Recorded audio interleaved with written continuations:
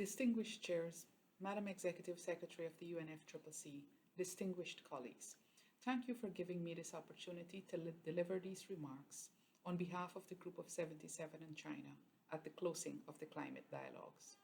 I wish to congratulate the COP25 presidency and the incoming COP26 presidency, the UNFCCC Executive Secretary, and the SB chairs for facilitating this series of dialogues. Indeed, your excellent leadership has helped us to maintain a critical focus on climate change in the face of the major challenges posed by the coronavirus pandemic. A central issue in the response to climate change is the need for policy action, and especially in shaping the global policy-making agenda. The deliberations and constructive engagements that took place over the past 10 days have offered opportunities to identify and harness important lessons to build the momentum for the 2021 climate change agenda. Far too often, such policy dialogues tend to focus on problem setting. However, in sharp contrast, these dialogues have focused on experiences and unique ways that the lessons learned can contribute to solutions. Distinguished colleagues, as climate change is increasingly factored into the development plans of our countries, building institutional capacity to mainstream the provisions of the Paris Agreement and 2030 Agenda for Sustainable Development becomes ever more critical. The dialogues have rightly shone a spotlight on this issue for developing countries.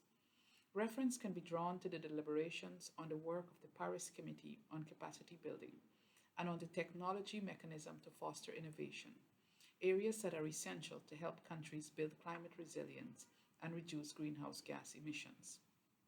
The Group of 77 in China applauds the approach adopted at the dialogues and reiterates our commitment to affirmative action to achieve the goals of the Paris Agreement.